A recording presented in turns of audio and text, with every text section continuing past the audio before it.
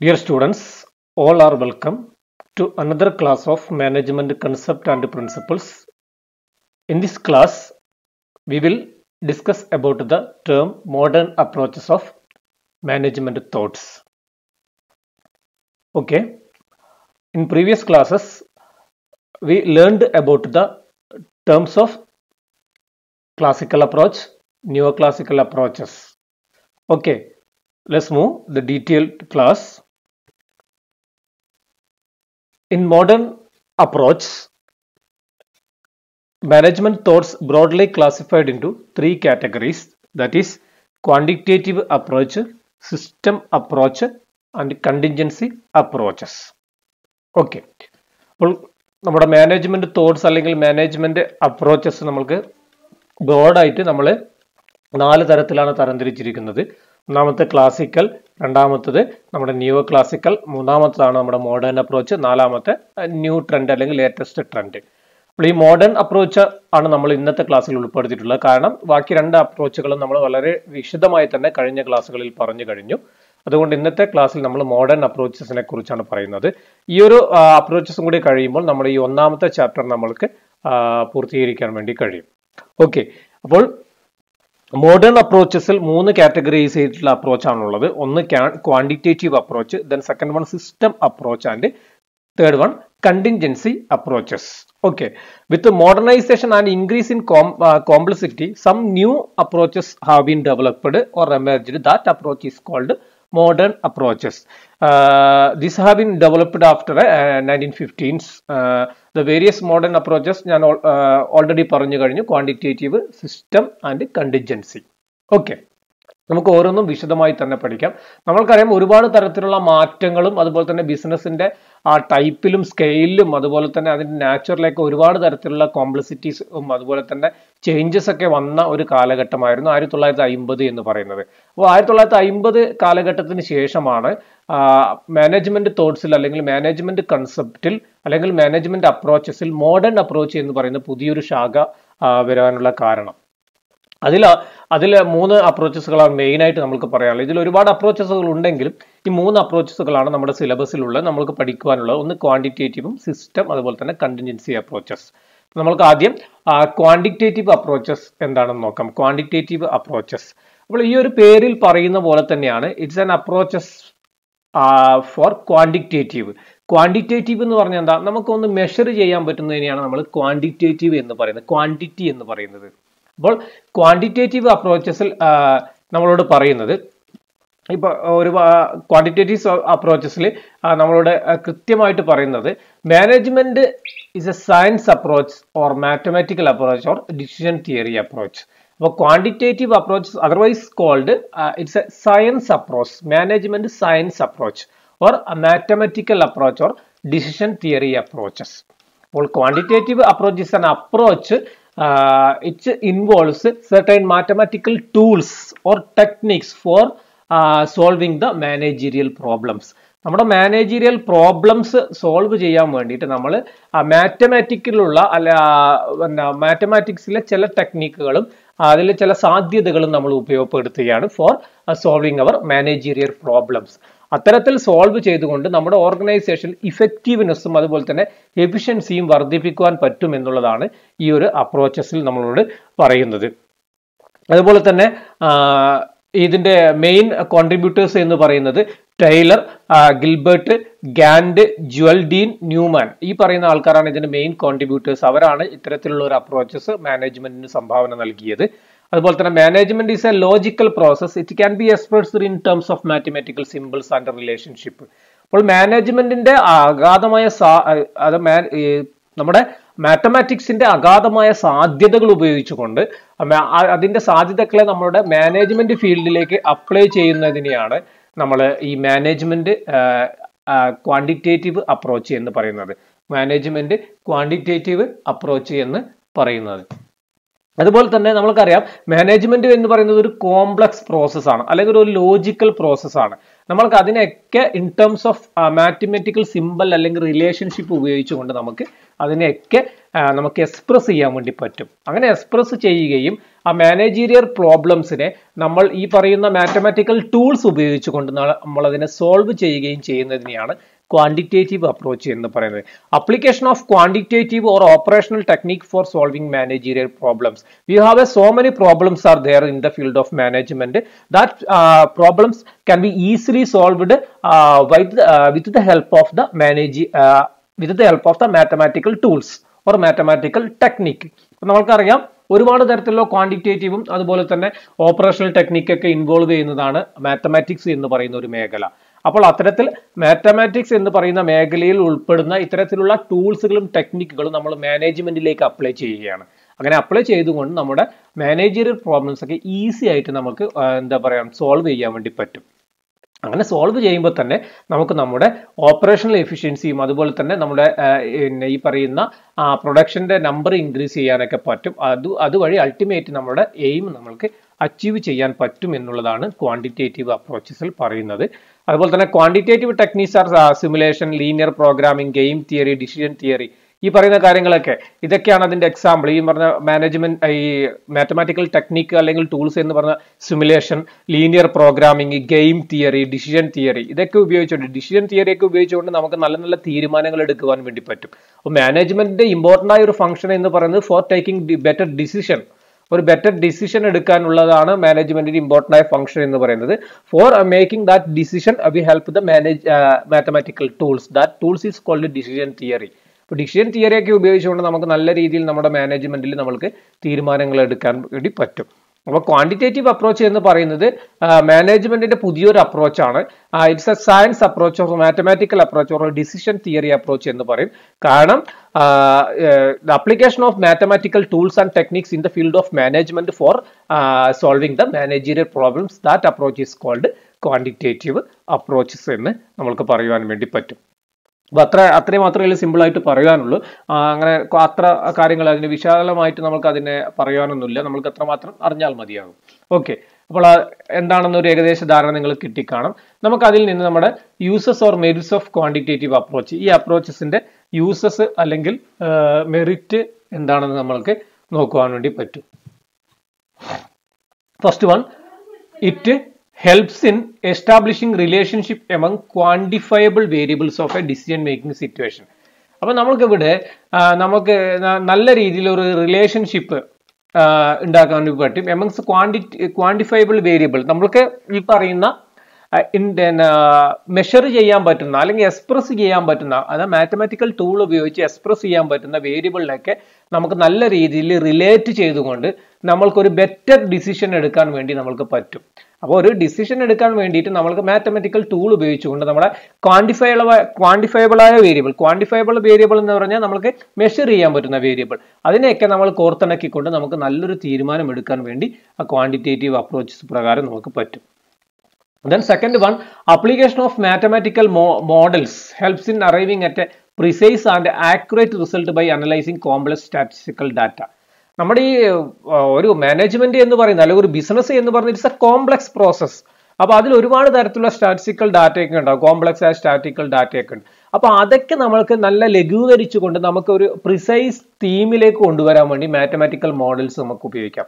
അങ്ങനെ നല്ല രീതിയിലുള്ള ഒരു അതിന്റെ ക്രീമായ കാര്യങ്ങൾ, അതിൽ കാതലായ കാര്യങ്ങൾ നമ്മൾക്ക് അത് നമ്മൾ നല്ല രീതിയിൽ ഒരു പ്രിസൈസ് ഫോമിലേക്ക് മാറ്റുകയും നമുക്ക് ആക്യുറേറ്റ് ആയ ഒരു ഡിസിഷൻ എടുക്കുവാൻ വേണ്ടിയിട്ട് അല്ലെങ്കിൽ ആക്യുറേറ്റ് ആയ റിസൾട്ട് നമ്മൾക്ക് ഉണ്ടാക്കാൻ വേണ്ടിയിട്ട് ഇത്തരത്തിലുള്ള ക്വാണ്ടിറ്റേറ്റീവ് അപ്രോച്ച് വഴി നമുക്ക് പറ്റും. അത് it increases the effectiveness of manager decision making. ഞാൻ പറഞ്ഞു, ഒരു മാനേജ്മെന്റിനെ സംബന്ധിച്ചിടത്തോളം അവരുടെ ഏറ്റവും പ്രധാനപ്പെട്ട കടമ എന്ന് പറയുന്നത് അല്ലെങ്കിൽ പ്രധാനപ്പെട്ട ഡ്യൂട്ടി എന്ന് പറയുന്നത് ഡിസിഷൻ മേക്കിംഗ് ആണ്, ബെറ്റർ ഡിസിഷൻ മേക്കിംഗ് ആണ്, നല്ല നല്ല തീരുമാനങ്ങൾ എടുക്കുക എന്നുള്ളതാണ്. അപ്പൊ അങ്ങനെ നല്ല തീരുമാനങ്ങൾ എടുക്കാൻ ആവശ്യമായ എല്ലാ സാധ്യതകളും അതിനാവശ്യമായ എല്ലാ ഇൻഫോർമേഷനുകളും അത് ഒരു നല്ല രീതിയിൽ തന്നെ നമുക്ക് പ്രൊവൈഡ് ചെയ്യാൻ പറ്റും with the help of mathematical models. Mathematical models ഉപയോഗിച്ചുകൊണ്ട് അത് നമുക്ക് പറ്റും എന്നുള്ളതാണ് പറയുന്നത്. അപ്പോൾ അത്തരത്തിൽ നമ്മൾ എടുക്കുന്ന തീരുമാനം അല്ലെങ്കിൽ മാനേജ്മെന്റ് എടുക്കുന്ന തീരുമാനം നല്ല തീരുമാനമായിരിക്കും എന്നുള്ളത് കൂടിയാണ് നമ്മുടെ ഈ ഒരു ക്വാണ്ടിറ്റേറ്റീവ് അപ്രോച്ചസിൽ പറയുന്നത്. Then next one, in the quantitative approaches, decisions are based on the data and the logic rather than the intuition and judgment. നമ്മളൊരു ഇൻഡ്യൂഷനിൽ നിന്നോ അല്ലെങ്കിൽ നമ്മൾക്കൊരു തോന്നുന്ന രീതിയിലോ അല്ലെങ്കിൽ നമ്മുടെ ഒരു എന്താ പറയണ്ടേ നമ്മളെ മനസ്സിൽ തോന്നുന്ന കാര്യങ്ങളല്ലേ നമ്മൾ പറയുക, അല്ലെങ്കിൽ നമ്മുടെ ഒരു ജഡ്ജ്മെന്റിന്റെ നമ്മുടെ പാസ്റ്റ് എക്സ്പീരിയൻസിന്റെ ഒരു ജഡ്ജ്മെന്റിന്റെ ബേസിലൊക്കെയാണ് ആയിരിക്കും നമ്മൾ സംസാരിക്കുക. അപ്പൊ അത്തരത്തിലൊന്നും അതിന്റെ ഒന്നും ആവശ്യമില്ല. നമ്മൾക്ക് ഈ പറയുന്ന കൃത്യമായ ഡിസിഷൻ എടുക്കാൻ ആവശ്യമായ നല്ല നല്ല തീരുമാനങ്ങൾ എടുക്കാൻ ആവശ്യമായ ഈ പറയുന്ന ടൂൾസും ടെക്നിക്കൊക്കെ നമുക്ക് മാനേജ്മെന്റിൽ മാത്തമാറ്റിക്കൽ ഫീൽഡിൽ നിന്ന് ലഭിക്കുന്നുണ്ട്. അപ്പൊ അതിനനുസരിച്ച് നമുക്ക് ഈ പറയുന്ന രീതിയിൽ നമുക്ക് അതൊക്കെ കോർത്തിണക്കിക്കൊണ്ട് അതൊക്കെ ഇന്റർ കണക്ട് ചെയ്തുകൊണ്ട് നമുക്ക് നല്ല തീരുമാനങ്ങൾ എടുക്കാൻ പറ്റും. അതല്ലെങ്കിൽ നമ്മൾ സാധാരണയിൽ എങ്ങനെ എടുക്കാം, നമ്മൾ ഒരു ജഡ്ജ്മെന്റ് ബേസിലോ നമുക്കൊരു തോന്നുന്നത് എങ്ങനെയാണ് ഒരു ഇൻഡ്യൂഷന്റെ ബേസിലൊക്കെ എടുക്കുക, അങ്ങനെയൊന്നും എടുക്കേണ്ട ആവശ്യമില്ല. ക്വാണ്ടിറ്റേറ്റീവ് അപ്രോച്ചസ് ഉണ്ടെങ്കിൽ നമുക്ക് എല്ലാ ഫാക്ടേഴ്സിനെയും തമ്മിൽ കോർത്തിണക്കിക്കൊണ്ട് അതിനെ ഇന്റർ കണക്ട് ചെയ്തുകൊണ്ട് നമുക്ക് മാത്തമാറ്റിക്കൽ ടൂൾ ഉപയോഗിച്ചുകൊണ്ട് അല്ലെങ്കിൽ മാത്തമാറ്റിക്കൽ ടെക്നിക്ക് ഉപയോഗിച്ചുകൊണ്ട് നമുക്ക് നല്ലൊരു കൺക്ലൂഷനിലേക്കോ അല്ലെങ്കിൽ നല്ലൊരു തീരുമാനത്തിലേക്കോ എത്തുവാൻ വേണ്ടി പറ്റും. Okay. Then fourth one, use of computers facilities, analysis of almost every variable that affect at workplace. Work പ്ലേസിൽ നമ്മളെ എഫക്ട് ചെയ്യുന്ന എല്ലാ തരത്തിലുള്ള വേരിയബിളെയും നമുക്ക് അനലൈസ് ചെയ്യാൻ പറ്റും വിത്ത് ഹെൽപ്പ് ഓഫ് കമ്പ്യൂട്ടർ. അപ്പോൾ കമ്പ്യൂട്ടർ ഫെസിലിറ്റി ഉപയോഗിക്കാൻ ക്വാണ്ടിറ്റേറ്റീവ് അപ്രോച്ചസിൽ പറയുന്ന മറ്റൊരു കാര്യമാണ് നമ്മൾ കമ്പ്യൂട്ടർ ഉപയോഗപ്പെടുത്തുക. മാനേജീരിയൽ ഡിസിഷൻ മേക്കിങ്ങിന് വേണ്ടിയിട്ട് നമ്മൾ കമ്പ്യൂട്ടറിനെ ഉപയോഗിക്കുക, കമ്പ്യൂട്ടറിന്റെ അനന്തമായ സാധ്യതകളെ ഉപയോഗപ്പെടുത്തുക. അപ്പൊ ഇത്തരത്തിൽ ഒരുപാട് തരത്തിലുള്ള വേരിയബിൾ ഉണ്ടായെങ്കിൽ അതിനൊക്കെ അനലൈസ് ചെയ്യാൻ വേണ്ടിയിട്ട് നമുക്ക് ഈ വർക്ക് പ്ലേസിൽ ഉണ്ടാകുന്ന ഒരുപാട് തരത്തിലുള്ള വേരിയബിൾ, ഒരുപാട് ഫാക്ടേഴ്സ് ഉണ്ടെങ്കിൽ അതൊക്കെ അനലൈസ് ചെയ്യാൻ വേണ്ടി നമുക്ക് കമ്പ്യൂട്ടർ ഉപയോഗിച്ചുകൊണ്ട് നമുക്ക് നല്ലൊരു അനാലിസിസ് പ്രോസസ്സിലേക്ക് കടക്കുവാൻ വേണ്ടി ക്വാണ്ടിറ്റേറ്റീവ് അപ്രോച്ചസ് പറ്റും എന്നുള്ളതാണ് പറയുന്നത്. Then fifth one, it is useful in capital budgeting, cash flow management, production scheduling, inventory management, human resource planning etcetera. അപ്പോൾ ഈ പറയുന്ന ക്യാപിറ്റൽ ബഡ്ജറ്റിങ്ങിനും ക്യാഷ് ഫ്ലോ സ്റ്റേറ്റ്മെന്റിനും അല്ലെങ്കിൽ ക്യാഷ് ഫ്ലോ മാനേജ്മെന്റിനും പ്രൊഡക്ഷൻ ഷെഡ്യൂളിങ്ങിനും ഇൻവെന്ററി മാനേജ്മെന്റിനും ഹ്യൂമൻ റിസോഴ്സ് പ്ലാനിങ്ങിനും ഈ പറയുന്ന എല്ലാ കാര്യത്തിനും നമുക്ക് ക്വാണ്ടിറ്റേറ്റീവ് അപ്രോച്ചസ് ഉപയോഗിച്ചുകൊണ്ട് നമുക്ക് യൂസ്ഫുൾ ആയിട്ട് കാര്യങ്ങൾ നീക്കുവാൻ പറ്റും എന്നുള്ളതാണ് ഇതിൽ പറയുന്നത്. കാരണം നമ്മൾ ഇവിടെ ഒരുപാട് തരത്തിലുള്ള മോഡൽസും അതുപോലെ തന്നെ ഒരുപാട് തരത്തിലുള്ള ടെക്നിക്കും ടൂൾസും അതുപോലെ തന്നെ കമ്പ്യൂട്ടേഴ്സ് ഈ പറയുന്ന കാര്യങ്ങളൊക്കെ അതിൻ്റെയൊക്കെ സാധ്യതകൾ ഉപയോഗിക്കുന്നത് കൊണ്ട് തന്നെ നമുക്ക് ഈ പറയുന്ന ഫംഗ്ഷനൊക്കെ നമുക്ക് ഈസി ആയിട്ട് ചെയ്യാൻ പറ്റും എന്നുള്ളതാണ് ക്വാണ്ടിറ്റേറ്റീവ് അപ്രോച്ചസിൽ പറയുന്നത്. അപ്പോൾ ഇതൊക്കെയാണ് uses or merits of quantitative approaches എന്ന് പറയുന്നത്. ഓക്കെ, ഇനി what are the limitations of quantitative approaches. അപ്പോൾ എന്തൊക്കെ പറഞ്ഞാലും ചില ലിമിറ്റേഷൻസ് ഈ ഒരു അപ്രോച്ചസിനുണ്ട്, അതുകൊണ്ടാകാം നെക്സ്റ്റ് അപ്രോച്ചസ് നമ്മൾ പറയുന്നത്. അപ്പോൾ എന്തൊക്കെയാണ് ഇതിന്റെ ലിമിറ്റേഷൻസ്, പോരായ്മകൾ എന്ന് നമുക്ക് നോക്കാം. It based on unrealistic assumption. ഞാൻ പറഞ്ഞു ഇത് ചിലതൊക്കെ നമ്മളുടെ ചില അസംഷൻ ഉപയോഗിച്ചുകൊണ്ടാണ്. അത് ചിലപ്പോൾ റിയലിസ്റ്റിക് ആവണമെന്നില്ല, ചിലപ്പോൾ അത് അൺറിയലിസ്റ്റിക് ആവും. ചില ഓർഗനൈസേഷനിൽ ചില സിറ്റുവേഷനിൽ അത് പ്രാക്ടിക്കബിൾ ആയിരിക്കും, പക്ഷെ അതേ ഓർഗനൈസേഷനിൽ മറ്റൊരു സിറ്റുവേഷൻ വരുമ്പോൾ ചിലപ്പോൾ അത് അൺറിയലിസ്റ്റിക് ആയിരിക്കും അല്ലെങ്കിൽ പ്രാക്ടിക്കബിൾ ആയിരിക്കില്ല. അതുകൊണ്ട് തന്നെ it based on unrealistic assumption, ചിലപ്പോൾ റിയലിസ്റ്റിക് അല്ലാത്ത അസംഷൻ ഉപയോഗിച്ചുകൊണ്ടായിരിക്കും ഇത് ചെയ്യുന്നത്. Then it ignores human element because it is not a quantifiable. Human element is very important every organization. നമ്മൾക്കറിയാം ഹ്യൂമൻ എലമെന്റ് എന്ന് പറയുന്നത് ഒരു ഓർഗനൈസേഷനെ സംബന്ധിച്ചിടത്തോളം ഏറ്റവും ഇമ്പോർട്ടൻ്റ് ആയ ഒരു എലമെന്റ് ആണ്. പക്ഷെ ക്വാണ്ടിറ്റേറ്റീവ് അപ്രോച്ചസിൽ ഹ്യൂമൻ എലമെന്റിനെ നമ്മൾ കൺസിഡർ ചെയ്യുന്നില്ല. എന്തുകൊണ്ടാ? അത് ക്വാണ്ടിഫയബിൾ അല്ല. ക്വാണ്ടിഫയബിൾ ആയ ഫാക്ടേഴ്സിന് മാത്രമേ നമ്മൾ ക്വാണ്ടിറ്റേറ്റീവ് അപ്രോച്ചസിൽ എടുക്കാൻ പറ്റുന്നുള്ളൂ. അപ്പോൾ ഹ്യൂമൻ എലമെന്റിനെ നമ്മൾക്ക് മെഷർ ചെയ്യാൻ പറ്റില്ല. അതുകൊണ്ട് തന്നെ അതിനെ നമ്മൾക്ക് ഈ ഒരു ക്വാണ്ടിറ്റേറ്റീവ് അപ്രോച്ചസിൽ നമ്മൾ അതിനെ കൺസിഡർ ചെയ്യുന്നില്ല, അതിനെ ഇഗ്നോർ ചെയ്യുന്നു. അതൊരു വലിയൊരു പോരായ്മയായിട്ടാണ് ക്വാണ്ടിറ്റേറ്റീവ് അപ്രോച്ചസിൽ പറയുന്നത്. Then third one, it has only limited applicability in organizing, staffing and directing. നമ്മൾക്കറിയാം ഫങ്ഷൻസ് ഓഫ് മാനേജ്മെന്റ്, ഈ പറയുന്ന ഓർഗനൈസിങ്, സ്റ്റാഫിംഗ്, ഡയറക്റ്റിംഗ് ഈ പറയുന്ന കാര്യങ്ങളിലൊക്കെ ഈ ക്വാണ്ടിറ്റേറ്റീവ് അപ്രോച്ചസ് അത്രമാത്രം അപ്ലിക്കബിലിറ്റി ഇല്ല. ഇതിന്റെ ടൂൾസും ടെക്നിക്കും ഉപയോഗിച്ചുകൊണ്ടൊന്നും നമ്മൾക്ക് ഈ പറയുന്ന ഓർഗനൈസിങ് നടത്തുവാനോ സ്റ്റാഫിംഗ് നടത്തുവാനോ ഡയറക്റ്റിംഗ് നടത്തുവാനോ ഒന്നും പറ്റില്ല.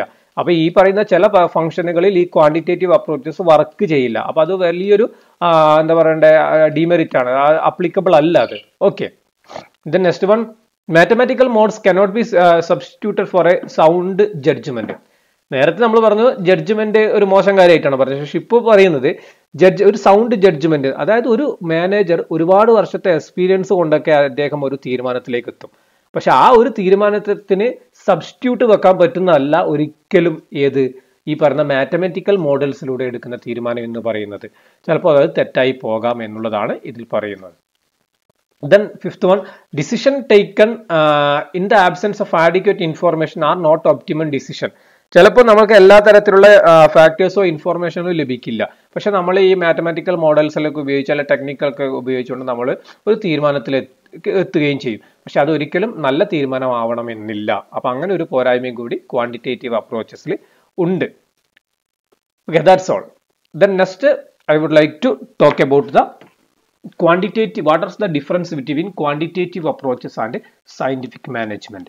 ക്വാണ്ടിറ്റേറ്റീവ് അപ്രോച്ചസും അതുപോലെ തന്നെ സയന്റിഫിക് മാനേജ്മെന്റും തമ്മിലുള്ള വ്യത്യാസങ്ങൾ എന്തൊക്കെയാണെന്ന് നമുക്ക് നോക്കാം. അതിൽ ഒന്നാമത്തെ നമ്മൾ ക്വാണ്ടിറ്റേറ്റീവ് അപ്രോച്ചസ് ആണ് ആദ്യം പറയുന്നത്. In the case of quantitative approaches it focus on overall decision making process. നമ്മൾ പറഞ്ഞു ക്വാണ്ടിറ്റേറ്റീവ് അപ്രോച്ചസിൽ നമ്മൾ മെയിൻ ഫോക്കസ് ചെയ്യുന്നത് ഡിസിഷൻ മേക്കിംഗ് എന്ന് പറയുന്ന ഒരു ഫംഗ്ഷനെയാണ്. അതുകൊണ്ട് തന്നെ it focus on overall decision making process ആണ്. But in the case of scientific management focus is on increasing efficiency of workers at the shop level, that means lower level. അപ്പോൾ നമ്മൾ scientific മാനേജ്മെന്റിൽ നമ്മൾ ഫോക്കസ് ചെയ്യുന്ന വർക്കേഴ്സിന്റെ efficiency എങ്ങനെ വർദ്ധിപ്പിക്കാം, അതുവഴി നമുക്ക് എങ്ങനെ പ്രൊഡക്ഷൻ വർദ്ധിപ്പിക്കാം എന്നുള്ളതാണ്. പക്ഷെ in the case of quantitative approaches അവിടെ ഡിസിഷൻ മേക്കിങ്ങിനെയാണ് നമ്മൾ എന്ത് ചെയ്യുന്നത് ഫോക്കസ് ചെയ്യുന്നത്. ഡിസിഷൻ മേക്കിംഗ് എന്ന് പറയുന്നത് the function related to the top level management ആണ്. പക്ഷെ but in the case of scientific management it focus given to the lower level management. They are performing the job. അപ്പൊ അവരാണ് work ചെയ്യുന്നത് എന്ന് പറയുന്നത്. Okay, then second one, it emphasises on application of mathematical models four planning and control. പ്ലാനിങ്ങും കൺട്രോളിങ്ങിനും നമ്മൾക്ക് mathematical tools ആണ് നമ്മൾ സാധാരണ മാത്തമാറ്റിക്കൽ ടെക്നിക്കോ മാത്തമാറ്റിക്കൽ മോഡൽസോ ആണ് നമ്മൾ ക്വാണ്ടിറ്റേറ്റീവ് അപ്രോച്ചസിൽ ഉപയോഗിക്കുന്നത്. But in the case of scientific management it emphasises on judgement, induction, experience and experiments. അപ്പോൾ നമ്മൾ സയന്റിഫിക് മാനേജ്മെന്റിൽ ഈ പറഞ്ഞ ഫംഗ്ഷൻസ് ഓഫ് മാനേജ്മെന്റ് ഒക്കെ നമ്മൾ ചെയ്യുന്നത് on the base of judgement ആയിരിക്കാം, അല്ലെങ്കിൽ ഇൻഡ്യൂഷൻ ആയിരിക്കാം, അല്ലെങ്കിൽ എക്സ്പീരിയൻസ് ആയിരിക്കാം, അല്ലെങ്കിൽ നമ്മൾ എക്സ്പെരിമെന്റ് ആയിരിക്കാം. അപ്പൊ അത്തരത്തിൽ ആ കാര്യങ്ങളിലൂടെയാണ് നമ്മൾ അവിടെ ഈ പറയുന്ന ഫംഗ്ഷൻസ് ഓഫ് മാനേജ്മെന്റ് എല്ലാ ഫംഗ്ഷനും ഡീൽ ചെയ്യുന്നത്. But in the case of quantitative approaches the deals with the help of the mathematical models or techniques. Then third one, it aims at increasing overall efficiency of the organization. It aims at increasing overall efficiency of the organization in the case of quantitative approaches.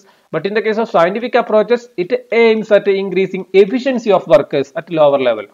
Lower ലെവലിലുള്ള വർക്കേഴ്സിന്റെ efficiency ആണ് scientific മാനേജ്മെന്റിൽ നമ്മൾ aim ചെയ്യുന്നതെങ്കിൽ, മറ്റിടത്താണെങ്കിൽ നമ്മൾ ഓർഗനൈസേഷന്റെ overall എഫിഷ്യൻസിയാണ് നമ്മൾ aim ചെയ്യുന്നത്.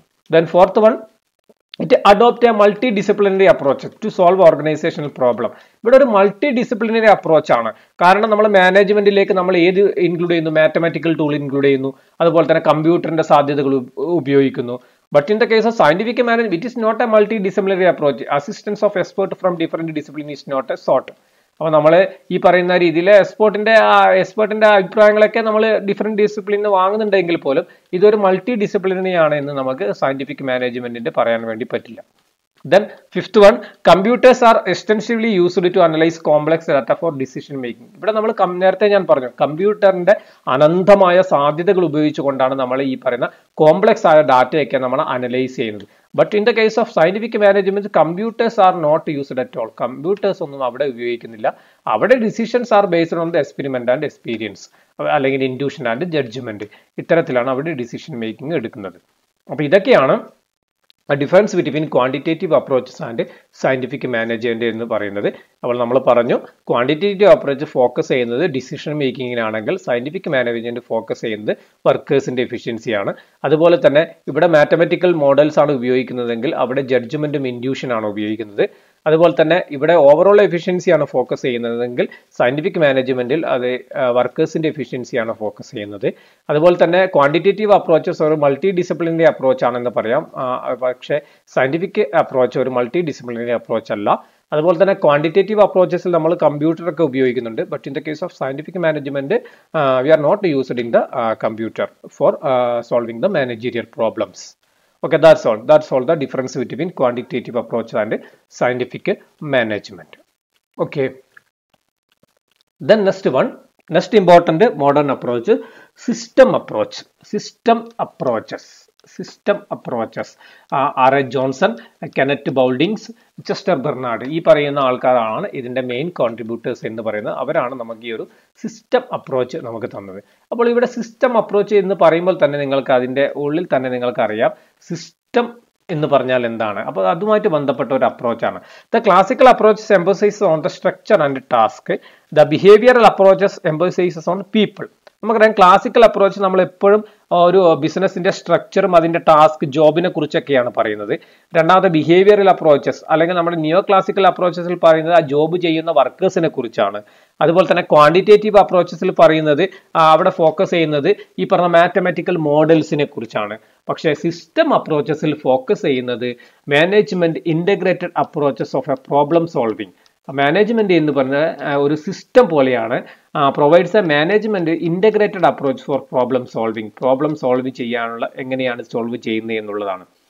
It was developed after 1915. നേരത്തെ പറഞ്ഞ പോലെ 1950 ശേഷമാണ് ഇത് ഡെവലപ്പ് ചെയ്തത് തന്നെ. ഓക്കെ, അപ്പോൾ നമ്മൾക്ക് ഈ അപ്രോച്ചസിൽ എന്താണ് പറയുന്നതെന്ന് വിശദമായിട്ട് നോക്കാം. അപ്പോൾ മെയിൻ കോൺട്രിബ്യൂട്ടേഴ്സ് എന്ന് പറയുന്നത് R A Johnson, Kenneth Bouldings, Chester Barnard ആണ് മെയിൻ കോൺട്രിബ്യൂട്ടേഴ്സ് എന്ന് പറയുന്നത്. Organisation treated as a system. നമ്മൾ ഓർഗനൈസേഷനെ ഒരു സിസ്റ്റമായിട്ടാണ് നമ്മൾ ട്രീറ്റ് ചെയ്യുന്നത്. നമ്മൾ സാധാരണ ഒരു കമ്പ്യൂട്ടറില്ലേ, അതുപോലെ ഒരു സിസ്റ്റമായിട്ടാണ് ട്രീറ്റ് ചെയ്യുന്നത്. എന്തുകൊണ്ടാണ് അങ്ങനെ പറയാൻ കാരണം, കമ്പ്യൂട്ടറിൽ നമുക്ക് ഒരുപാട് തരത്തിലുള്ള കമ്പ്യൂട്ടർ അതിന് ഒരുപാട് തരത്തിലുള്ള എലമെന്റ്സ് ഫാക്ടേഴ്സ് ഉണ്ട്. നമ്മുടെ മോണിറ്റർ, കീബോർഡ്, ഈ പറഞ്ഞ ഒരുപാട് സബ് സിസ്റ്റംസ് ഉണ്ട്. അപ്പോൾ UPS പറയുന്നത്, അതുപോലെ തന്നെ CPU, ഈ പറഞ്ഞ അതൊക്കെ ചേർന്നാണ്, എല്ലാം കൂടിയതാണ് ഒരു സിസ്റ്റം എന്ന് പറയുന്നത്. അപ്പോൾ അതുപോലെയാണ് മാനേജ്മെന്റ് എന്ന് പറയുന്നത്, അല്ലെങ്കിൽ ഓർഗനൈസേഷൻ എന്ന് പറയുന്നത് ഒരു സിസ്റ്റമാണ് എന്നുള്ളതാണ് ഈ ഒരു അപ്രോച്ചസിൽ പറയുന്നത്. ഒരു സിസ്റ്റമായിട്ടാണ് മാനേജ്മെന്റിനെ അല്ലെങ്കിൽ ഓർഗനൈസേഷനെ ട്രീറ്റ് ചെയ്യേണ്ടത്. Organisation is treated as a system. System means a set of interrelated parts or composed of small elements known as subsystems that interrelated and interdependent. അപ്പം നമ്മൾ നേരത്തെ കമ്പ്യൂട്ടർ പറഞ്ഞ പോലെ തന്നെ കമ്പ്യൂട്ടറിന്റെ അത് മെയിൻ പാർട്സും അതുപോലെ തന്നെ ഒരുപാടായ സബ് പാർട്സ് ഒക്കെ ഉണ്ട്, സബ് സിസ്റ്റം ഒക്കെ ഉണ്ടാവും. ഇതൊക്കെ ഇന്റർ റിലേറ്റഡ് ആണ്, അതൊക്കെ ഇന്റർ ഡിപ്പെൻഡന്റുമാണ്, ഓരോന്നുമായിട്ട് ബന്ധപ്പെടുത്തിയിരിക്കുന്നു, എല്ലാം റിലേറ്റ് ചെയ്തിരിക്കും. അതുപോലെയാണ് ഓർഗനൈസേഷൻ എന്നാണ് പറയുന്നത്. അപ്പോൾ ഓർഗനൈസേഷൻ ഒരു സിസ്റ്റമാണ്. It involves set of interrelated parts or it is A composition of small elements known as sub system. അപ്പോൾ ഓർഗനൈസേഷൻ ഒരു സിസ്റ്റമാണ്, അതിൽ ഒരുപാട് സബ് സിസ്റ്റവും ഉണ്ട്. ഇതൊക്കെ പരസ്പരം ബന്ധപ്പെട്ട് കിടക്കുന്നു, അല്ലെങ്കിൽ അതൊക്കെ പരസ്പരം ഡിപ്പെൻഡ് ചെയ്ത് കിടക്കുന്നു എന്നുള്ളതാണ് സിസ്റ്റം അപ്രോച്ചസിൽ പറയുന്നത്. അപ്പോൾ ഈ പറയുന്ന എല്ലാ സബ് പാർട്ടിനും അല്ലെങ്കിൽ സബ് സിസ്റ്റത്തിനും അതിൻ്റെതായ ഇമ്പോർട്ടൻസ് ഉണ്ട്. എല്ലാം കൂടി കറക്റ്റായ രീതിയിൽ ഫംഗ്ഷൻ ചെയ്യുക മാത്രമേ ഓർഗനൈസേഷൻ എന്ന് പറയുന്ന സിസ്റ്റം നല്ല രീതിയിൽ ഫംഗ്ഷൻ ചെയ്യൂ എന്നുള്ളതാണ് ഇവിടെ പറയുന്നത്. അപ്പോൾ these departments cannot function in isolation. ഓരോ ഡിപ്പാർട്ട്മെന്റും സെപ്പറേറ്റ് ആയിട്ട് ഫംഗ്ഷൻ ചെയ്യാൻ പറ്റില്ല, കാരണം എല്ലാം ഡിപ്പെൻഡന്റ് ആണ്. This are inter dependent and inter related ആണ്. അപ്പോൾ എല്ലാം ഇന്റർ റിലേറ്റഡ് ആയതുകൊണ്ട് തന്നെ ഒന്നിന്റെ ഫംഗ്ഷൻ മറ്റൊന്നിനെയും ബാധിക്കും. അപ്പം എല്ലാവരും കൂടി ഒരു ഗ്രൂപ്പ് ഇഫേർട്ടിലൂടെയാണ് നമ്മൾക്ക് ഓർഗനൈസേഷന്റെ എല്ലാ ഫംഗ്ഷൻസും ചെയ്യാൻ പറ്റുക എന്നുള്ളതാണ് ഇതിൽ നമ്മുടെ മെയിൻ ആയിട്ട് നമുക്ക് പറഞ്ഞു വരുന്നത്. അപ്പോൾ organisation just treated as a system. Then organization system consists of a people, task, structure and technology subsystem. അപ്പോൾ ഓർഗനൈസേഷൻ സിസ്റ്റം എന്ന് പറയുന്നത് അതൊരു മെയിൻ സിസ്റ്റമാണ്. അതിലുണ്ടാകുന്ന സബ് സിസ്റ്റമാണ് ഈ പറയുന്ന പീപ്പിൾ, ടാസ്ക്, നമ്മുടെ സ്ട്രക്ചർ, നമ്മുടെ ടെക്നോളജി, ഈ പറയുന്നതൊക്കെ സബ് സിസ്റ്റമാണ്. അപ്പോൾ ഈ സബ് സിസ്റ്റം ഒക്കെ ഇന്റർ റിലേറ്റഡ് ആണ്, അല്ലെങ്കിൽ ഇന്റർ കണക്റ്റഡ് ആണ്, അല്ലെങ്കിൽ ഇന്റർ ഡിപ്പെൻഡന്റ് ആണ്. ഇതൊക്കെ പരസ്പരം നല്ല രീതിയിൽ പ്രവർത്തിച്ചാൽ മാത്രമേ ഓർഗനൈസേഷൻ എന്ന് പറയുന്ന മെയിൻ സിസ്റ്റം നല്ല രീതിയിൽ പ്രവർത്തിക്കൂ എന്നുള്ളതാണ് ഈ ഒരു അപ്രോച്ചസിൽ പറയുന്നത്. Then it consider organization as a dynamic and interrelated set of parts. Each part represents a department or subsystem.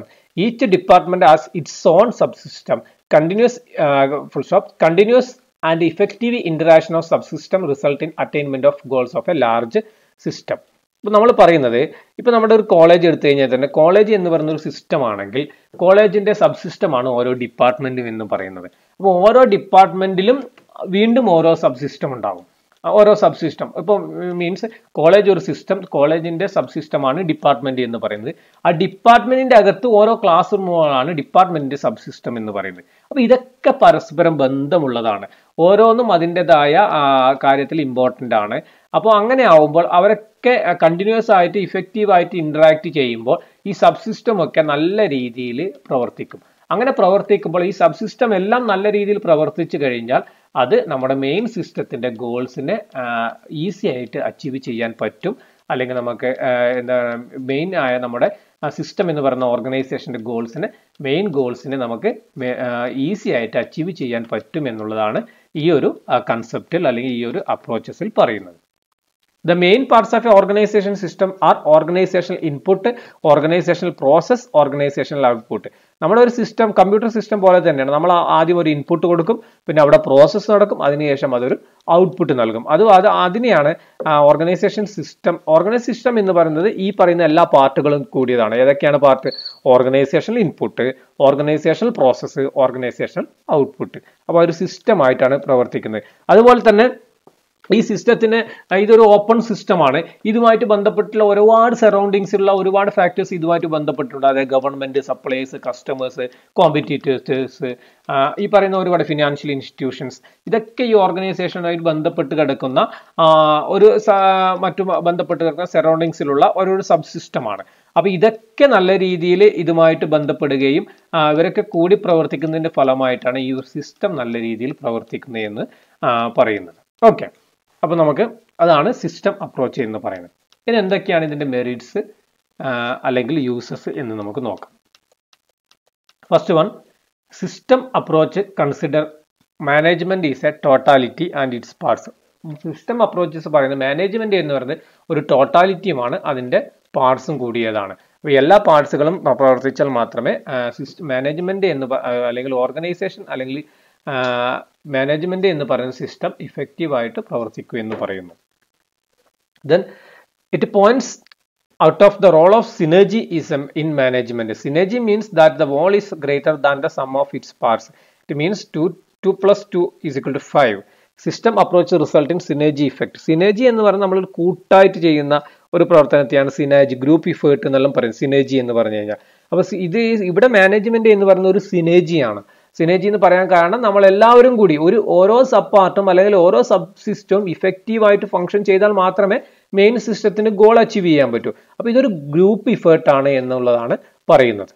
Okay, then third one, system approach integrated all elements for the proper and smooth functioning of the organization.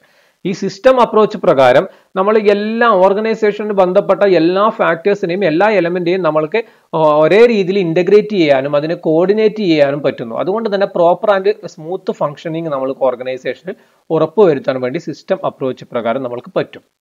Then fourth one, it consider the impact of environment on the organization and vice versa. അതുപോലെ തന്നെ ഇവിടെ നമ്മൾ മറ്റേത് ഇതിലും പറയാത്ത ഒരു തരമാണ്. ഇവിടെ നമ്മൾ എൻവയറമെന്റിനും കൂടി കൺസിഡർ ചെയ്യുക. എൻവയറമെന്റ് പറഞ്ഞ സറൗണ്ടിങ്സ്, ബിസിനസിന്റെ സറൗണ്ടിങ്സിനെയും കൂടി, നേരത്തെ പറഞ്ഞ ഗവൺമെന്റ്, സപ്ലൈസ്, കോമ്പറ്റീറ്റേഴ്സ്, ഈ പറയുന്ന കസ്റ്റമേഴ്സ്, ഇതൊക്കെയാണ് നമ്മുടെ സറൗണ്ടിങ്സ് എന്ന് പറയുന്നത്, അല്ലെങ്കിൽ എൻവയറമെന്റ് എന്ന് പറയുന്നത്. അപ്പൊ അവരെയും കൂടി അവരുടെ ഇമ്പാക്റ്റും കൂടി നമ്മൾ കൺസിഡർ ചെയ്യുന്നു. അത് ഒരു വലിയൊരു കാര്യമാണ്. ഈ ഒരു സിസ്റ്റം അപ്രോച്ചസിന്റെ വലിയൊരു പ്രത്യേകതയാണ്. Interaction of external environment with organisation internal environment is the most important contributor of system theory. അപ്പോൾ ഇത് ഒരു മെയിൻ കോൺട്രിബ്യൂഷൻ ആയിട്ടാണ് നമ്മൾ ഈ ഒരു സിസ്റ്റം അപ്രോച്ചസിൽ പറയുന്നത്. Then next one, it includes within its focus both micro and macro aspects of the organization. ഓർഗനൈസേഷന്റെ micro ആസ്പെക്റ്റിനെയും macro ആസ്പെക്ട്സിനെയും, അതുപോലെ തന്നെ ഓർഗനൈസേഷനിലെ മൈക്രോ ആസ്പെക്ട് നമ്മൾ ചെറിയ രീതിയിലുള്ള എല്ലാ സബ്സിസ്റ്റവും, അതുപോലെ തന്നെ മാക്രോ എന്ന് പറഞ്ഞാൽ നമ്മൾ കുറച്ചും കൂടി ബ്രോഡറായി. അപ്പൊ എല്ലാ രീതിയിലുള്ള എല്ലാ സംഭവത്തെയും നമ്മൾ ഫോക്കസ് ചെയ്യുന്നുണ്ട്, എല്ലാ ഏരിയയെയും. അത് ഏതൊരു ഏരിയ ആണെങ്കിലും ഏതൊരു ചെറിയ സബ്സിസ്റ്റം അല്ലെങ്കിൽ സബ് എലമെന്റ് ആണെങ്കിലും എല്ലാത്തിനെയും നമ്മൾ അതിൻ്റെതായ രീതിയിൽ ഫോക്കസ് ചെയ്യുന്നുണ്ട് എന്നുള്ളതാണ് സിസ്റ്റം അപ്രോച്ചസിന്റെ മറ്റൊരു പ്രത്യേകത. Then it provides a framework for effective interaction of different parts of the organization for attainments of overall goals. അപ്പോൾ മാനേജ്മെന്റ് എന്ന് പറയുന്ന ഒരു മെയിൻ സിസ്റ്റത്തിന്റെ ഓവറോൾ ഗോൾ അച്ചീവ് ചെയ്യാൻ വേണ്ടിയിട്ട് അതിന്റെ സബ് സിസ്റ്റത്തെയൊക്കെ നമ്മൾ കൃത്യമായിട്ട് ഇഫക്റ്റീവായിട്ട് ഇന്ററാക്ട് ചെയ്യുന്നു. ഓരോ പാർട്ടിനെയും അതിൻ്റെതായ ഇൻസ്ട്രക്ഷൻ കൊടുക്കുകയും അതിൻ്റെയൊക്കെ ഇഫക്റ്റ് അതിൽ വരുത്തുകയും അവരുടെയൊക്കെ എഫിഷ്യൻസി വർദ്ധിപ്പിക്കുകയും ചെയ്യുന്നുണ്ട്. അങ്ങനെ ചെയ്യുന്നതുകൊണ്ട് തന്നെ നമ്മുടെ സിസ്റ്റത്തിന്റെ ഓവറോൾ ഒബ്ജക്റ്റീവിനെ നമുക്ക് ഈസി ആയിട്ട് അച്ചീവ് ചെയ്യാൻ പറ്റും എന്നുള്ളതാണ് പറയുന്നത്. Then it allows adaptation of new internal requirements and environmental changes in order to survive and grow. അപ്പൊ അതുകൊണ്ട് തന്നെ സറൗണ്ടിങ്സിനെ നമ്മൾ അല്ലെങ്കിൽ നമ്മുടെ എൻവയറമെന്റിനെ കൺസിഡർ ചെയ്യുന്നതുകൊണ്ട് തന്നെ അവിടെ ഉണ്ടാകുന്ന മാറ്റങ്ങൾക്കൊക്കെ പെട്ടെന്ന് തന്നെ നമുക്ക് നമ്മുടെ ഓർഗനൈസേഷനിൽ വിധേയമാകുവാനും നമുക്ക് അതിനനുസരിച്ചുള്ള ചേഞ്ചസ് നമ്മുടെ ഓർഗനൈസേഷനിൽ വരുത്തുവാനും അതനുസരിച്ച് നമ്മൾക്ക് സസ്റ്റെയിൻ ചെയ്യാനും അല്ലെങ്കിൽ ഗ്രോ ചെയ്യാനും നമ്മൾക്ക് പറ്റുമെന്നുള്ളതാണ് സിസ്റ്റം അപ്രോച്ചിന്റെ മറ്റൊരു പ്രത്യേകതയായിട്ട് പറയുന്നത്. Okay, that's all. ദെൻ എന്തൊക്കെയാണ് ഈ ഒരു അപ്രോച്ചസിന്റെ ലിമിറ്റേഷൻ എന്ന് നമുക്ക് നോക്കാം.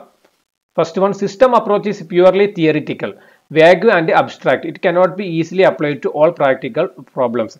അപ്പോൾ ഈ സിസ്റ്റം അപ്രോച്ചസ് എന്ന് പറയുന്നത് ഒരു തിയറിറ്റിക്കൽ ഫ്രെയിംവർക്ക് ആണ്, അതൊരു വാഗ്യൂ ആണ്, അത് നമുക്കൊരു കൃത്യമായിട്ടൊരു സംഭവമില്ല, ഒരു എന്താ പറയേണ്ട ഒരു പുകമറ പോലത്തെ ഒരു സംഭവമാണ്.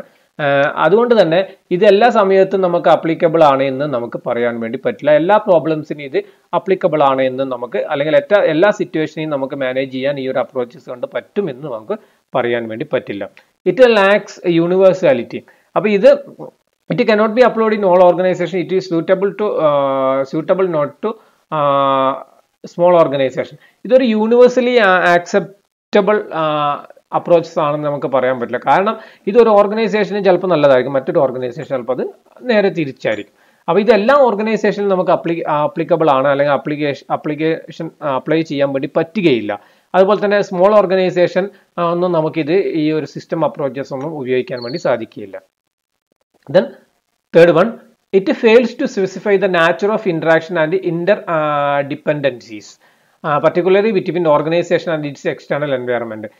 അതുപോലെ തന്നെ നമ്മൾ നേരത്തെ പറഞ്ഞു നമ്മൾ എൻവയറമെന്റുമായിട്ടൊക്കെ നല്ല കണക്ഷൻ ഉണ്ടാകുന്നത്, പക്ഷെ പലപ്പോഴും അത് നമുക്ക് അത്തരത്തിൽ ചെയ്യുവാൻ വേണ്ടി സാധിക്കുന്നില്ല എന്നുള്ളതാണ് പറയുന്നത്. നമുക്ക് അതിൽ നമ്മൾക്ക് എങ്ങനെ ഈ പറയുന്ന ഇന്ററാക്ഷനിൽ അല്ലെങ്കിൽ ഇന്റർഡിപെൻഡൻസി നമ്മൾ എപ്പോഴും ഫെയിൽഡ് ആവുന്നു എന്നുള്ളതാണ് മറ്റൊരു പോരായ്മയായിട്ട് പറയുന്നത്. Okay, that's all. അപ്പോൾ അതൊക്കെയാണ് സിസ്റ്റം അപ്രോച്ചസ് എന്ന് പറയുന്നത്. ഇത് നമ്മുടെ മോഡേൺ അപ്രോച്ചിൽ ഏറ്റവും അവസാനത്തെ അല്ലെങ്കിൽ ലേറ്റസ്റ്റ് ആയ അപ്രോച്ചസ് ആണ് കണ്ടിൻജൻസി അപ്രോച്ചസ്. അപ്പോൾ കണ്ടിൻജൻസി എന്ന് പറഞ്ഞാൽ തന്നെ നിങ്ങൾക്കറിയാം എന്താണെന്ന്. Okay, contingency approaches is a relatively new approaches to the മാനേജ്മെന്റിന്റെ ഒരു പുതിയൊരു അപ്രോച്ചസ് ആണ്. മോഡേൺ അപ്രോച്ചസിൽ ഏറ്റവും പുതിയ അപ്രോച്ചസ് ആണ് കണ്ടിൻജൻസി അപ്രോച്ചസ് എന്ന് പറയുന്നത്. This was developed in the mid-1916. It is an extension of system approaches. ഒരു സിസ്റ്റം അപ്രോച്ചസിന്റെ ഒരു എക്സ്റ്റൻഷൻ ആയിട്ടാണ് നമ്മൾക്ക് കണ്ടിൻജൻസി അപ്രോച്ചസ് പറയുന്നത്. അതുപോലെ തന്നെ ഇത് 1960 ശേഷമാണ്, 60കളിലാണ് ഈ ഒരു പുതിയൊരു അപ്രോച്ചസ് വന്നിട്ടുള്ളത്. It attempts to integrate all the approaches to the management. ഇതിന്റെ ഒരു വലിയൊരു പ്രത്യേകത എന്ന് പറയുന്നത് കണ്ടിൻജൻസി അപ്രോച്ചസിന്റെ ഇപ്പോൾ നമ്മൾ പറഞ്ഞ എല്ലാ അപ്രോച്ചസിന്റെയും എന്താ പറയണ്ടേ എല്ലാം കൂടിയ ഒരു അപ്രോച്ചസ് ആണ് ഈ കണ്ടിൻജൻസി അപ്രോച്ചസ് എന്ന് പറയുന്നത്. നമ്മൾക്ക് എപ്പോഴാണ് ഒരു കണ്ടിൻജൻസി ഉണ്ടാകുന്നത് ആ സമയത്ത് നമ്മൾക്ക് ആ സിറ്റുവേഷന് ഉപയോഗിക്കാൻ പറ്റുന്ന ഏത് സംഭവമാണ് ഉപയോഗിക്കാൻ പറ്റുന്നത് അത് ഉപയോഗിച്ചോളാം. അതാണ് കണ്ടിൻജൻസി അപ്രോച്ചസ് എന്ന് പറയുന്നത്. ചിലപ്പോൾ അവിടെ സയന്റിഫിക് മാനേജ്മെന്റ് ആയിരിക്കും, അല്ലെങ്കിൽ സയന്റിഫിക് ടെക്നിക്കായിരിക്കും ഉപയോഗിക്കാൻ പറ്റുക, ചിലപ്പോൾ നമുക്ക് അവിടെ ബിഹേവിയറൽ അപ്രോച്ച് ആയിരിക്കും ഉപയോഗിക്കാൻ പറ്റുക. അപ്പോൾ അതിനനുസരിച്ച് നമ്മൾക്ക് ഇഷ്ടമുള്ള രീതിയിൽ നമ്മൾക്ക് ചെയ്യുവാൻ പറ്റുന്നതാണ് കണ്ടിൻജൻസി അപ്രോച്ച് എന്ന് പറയുന്നത്. അതായത് നമ്മൾ ഇന്നതേ ചെയ്യാൻ പാടുള്ളൂ എന്നുള്ളതില്ല, നമ്മൾക്ക് ഓരോ സിറ്റുവേഷനും യോജിച്ച തരത്തിലുള്ള എന്താ പറയേണ്ട കാര്യങ്ങൾ നമുക്ക് അവിടെ യൂസ് ചെയ്യാം എന്നുള്ളതാണ് കണ്ടിൻജൻസി അപ്രോച്ചസിന്റെ ഏറ്റവും പ്രധാനപ്പെട്ട പ്രത്യേകത എന്ന് പറയുന്നത്. The basic idea of contingency approaches is that there cannot be a particular management action that will be suitable for all situations. അപ്പോൾ ഒരു പർട്ടിക്കുലർ ആക്ഷൻ എല്ലാ മാനേജ്മെന്റിനും അല്ലെങ്കിൽ ഒരു മാനേജ്മെന്റിൽ ഒരു പർട്ടിക്കുലർ ആക്ഷൻ അല്ലെങ്കിൽ ഒരു പർട്ടിക്കുലർ അപ്രോച്ചസ് ഇപ്പോഴും സ്യൂട്ടബിൾ ആയിരിക്കില്ല. മനസ്സിലായല്ലോ? ഒരു സിറ്റുവേഷൻ ചിലപ്പോൾ സ്യൂട്ടഡ് ആയിരിക്കും, പക്ഷെ മറ്റൊരു സിറ്റുവേഷൻ അത് സ്യൂട്ടഡ് ആവണമെന്നില്ല. അപ്പോൾ അതുകൊണ്ട് തന്നെ ഇതിൽ പറയുന്നത് അത് തന്നെയാണ്, there cannot be particular management action that will be suitable for all situation. അപ്പോൾ ഒരു പർട്ടിക്കുലർ ആക്ഷൻ അല്ലെങ്കിൽ പർട്ടിക്കുലർ മാനേജ്മെന്റിന് ഒരു സംഭവം അത് എല്ലാ സമയത്തും അത് സ്യൂട്ടഡ് ആവില്ല എന്നുള്ളതാണ് ഇതിന്റെ ഒരു വസ്തുത. Methods and techniques which are highly effective, it's one situation may not be effective in other situation. Result differs because situations differs. അപ്പോൾ അതായത് മെത്തേഡും ടെക്നിക്കും നമുക്ക് ഹൈലി ഇഫക്റ്റീവ് ആയിരിക്കും ഒരു സിറ്റുവേഷനിൽ, പക്ഷെ മറ്റൊരു സിറ്റുവേഷനിൽ ചിലപ്പോൾ അത് ഹൈലി ഇഫക്റ്റീവ് ആവണമെന്നില്ല. കാരണം എന്താ, അവിടെ ഉണ്ടാവുന്ന സിറ്റുവേഷൻ ഡിഫറെൻ്റ് ആയിരിക്കും, അതുകൊണ്ട് തന്നെ അതിന്റെ റിസൾട്ടും ഡിഫറെൻ്റ് ആയിരിക്കും. അപ്പോൾ അതുകൊണ്ട് തന്നെ കണ്ടിൻജൻസി അപ്രോച്ചിൽ പറയുന്ന അവിടെ നിങ്ങൾക്ക് എന്ത് അപ്രോച്ചാണ് ഉപയോഗിക്കാൻ പറ്റുന്നത് അത് ഉപയോഗിച്ചോളുക. ചിലപ്പോൾ അവിടെ നമുക്ക് ബിഹേവിയറിലാണ് ഉപയോഗിക്കാൻ പറ്റുമെങ്കിൽ അത് അവിടെ ഉപയോഗിച്ചോ.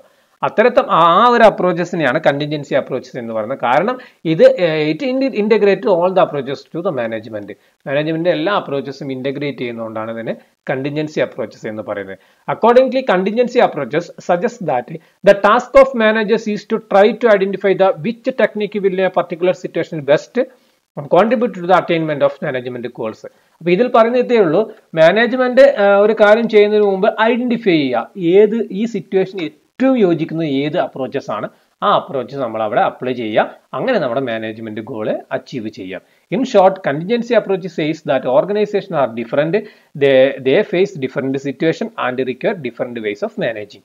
അപ്പോൾ ഇതിൽ പറയുന്നത് എത്രയേ ഉള്ളൂ, organisation are different, they face different situation and require different ways of managing. അപ്പോൾ ഓർഗനൈസേഷൻ എന്ന് പറയുന്നത് വ്യത്യസ്തമാണ്, അതുപോലെ തന്നെ അവർ ഫേസ് ചെയ്യുന്ന സിറ്റുവേഷനും വ്യത്യസ്തമാണ്.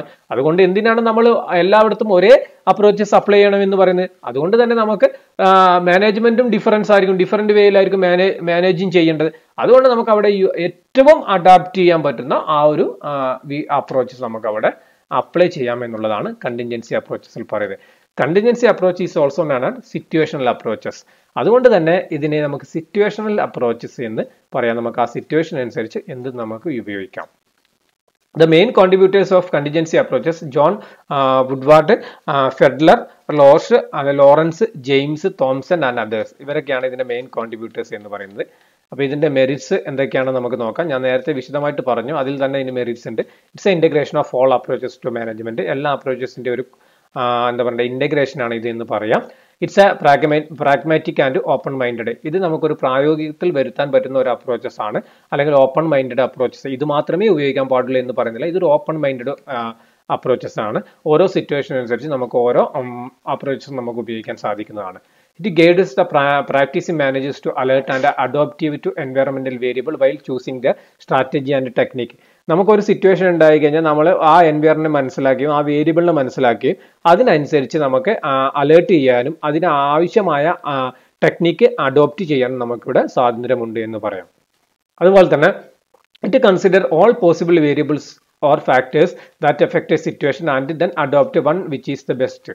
അപ്പോൾ നമുക്ക് ഒരുപാട് തരത്തിലുള്ള ഓൾട്ടർനേറ്റീവ്സ് ഉണ്ടാവും, ഒരുപാട് തരത്തിലുള്ള പോസിബിൾ വേരിയബിൾസ് ഉണ്ടാവും, അതൊക്കെ അല്ലെങ്കിൽ ഫാക്ടേഴ്സ് ഉണ്ടാവും. അതൊക്കെ നമ്മൾ നല്ല രീതിയിൽ അനലൈസ് ചെയ്യുകയും അതിൽ ഏറ്റവും ബെസ്റ്റ് ആയിട്ട് നമ്മൾ അഡോപ്റ്റ് ചെയ്യുകയും ചെയ്യുക.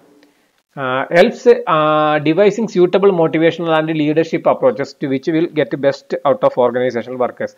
അതുപോലെ തന്നെ ഇവിടെ മോട്ടിവേഷനും അതുപോലെ തന്നെ ലീഡർഷിപ്പിനൊക്കെ കൂടുതൽ പ്രാധാന്യം ഉണ്ടാക്കിക്കൊണ്ട് അതൊക്കെ നമ്മുടെ വർക്കേഴ്സിന് പ്രൊവൈഡ് ചെയ്തുകൊണ്ട് അവർക്കൊക്കെ നല്ല റിസൾട്ട് ഉണ്ടാക്കാൻ വേണ്ടി സാധിക്കുന്നു. ഇനി എന്തൊക്കെ പറഞ്ഞാലും ഇതിനും ചില ലിമിറ്റേഷൻസ് ഉണ്ട്, അതെന്തൊക്കെയാണെന്ന് നോക്കാം. It lakhs theoretical base. ഇത് പ്രോപ്പറായ ഒരു തിയറി ഒന്നും ഇവിടെ ഇല്ല. ഏത് വേണമെങ്കിലും ഉപയോഗിക്കാം എന്ന് പറയുന്നതുകൊണ്ട് തന്നെ പ്രോപ്പറായ ഒരു തിയറിറ്റിക്കൽ ബേസ് ഇവിടെ ഇല്ല. അതുപോലെ there is a no definite solution to a problem. നമുക്കറിയാം ഒരു പ്രോബ്ലത്തിന് ഡെഫിനിറ്റ് ആയ സൊല്യൂഷൻ ഇല്ല, കൃത്യമായ സൊല്യൂഷൻ അല്ല. നമുക്ക് എന്തൊക്കെയോ സംഭവങ്ങൾക്ക് അതിനുമായിട്ട് ചെയ്യാൻ പറ്റും, അതൊക്കെ ചെയ്തു നോക്കുക എന്നുള്ളതാണ് ഇവിടെ പറയുന്നത്.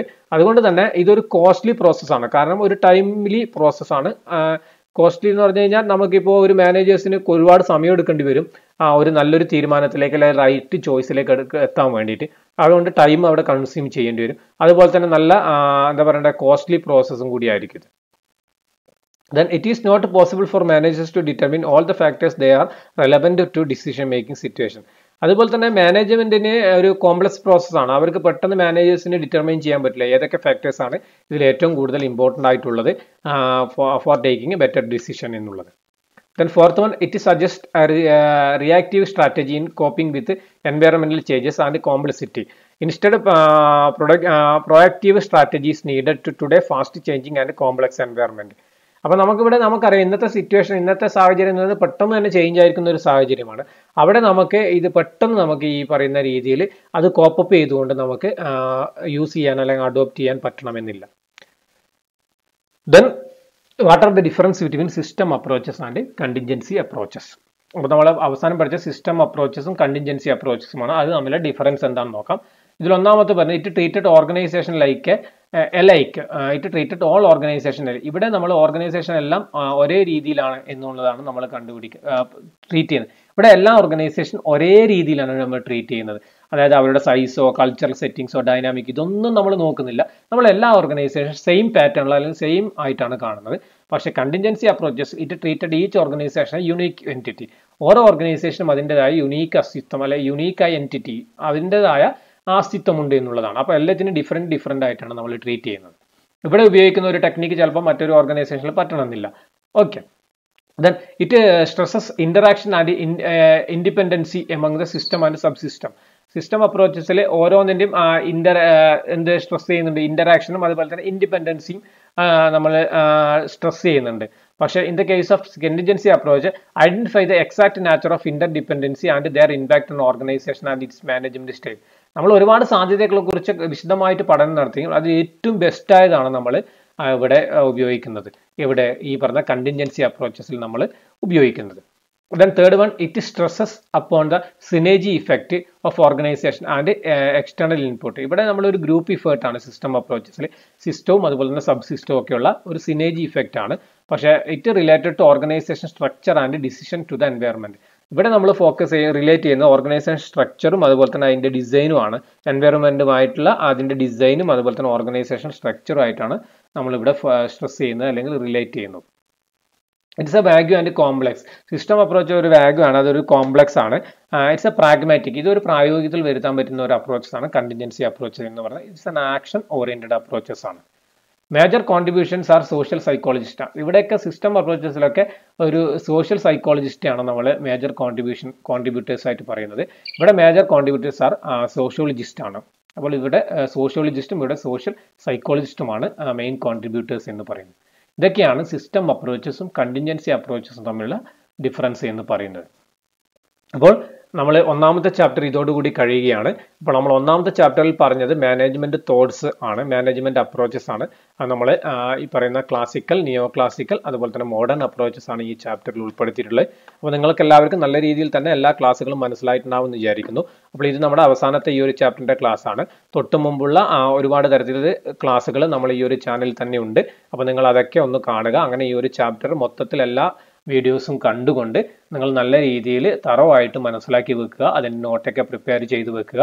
നമ്മൾക്ക് അതിലൊക്കെ കഴിഞ്ഞു കഴിഞ്ഞാൽ നമ്മൾക്കൊരു എക്സാമിനേഷനോ അല്ലെങ്കിൽ ഈ ഒരു ഇവാലുവേഷൻ പ്രോസസ്സും കൂടി നമ്മൾ നടത്തുന്നതായിരിക്കും. ഓക്കെ, അപ്പോൾ നമുക്ക് അടുത്ത ക്ലാസ്സിൽ മറ്റൊരു ടോപ്പിക്കുമായിട്ട് വീണ്ടും കാണാം. Okay, thank you.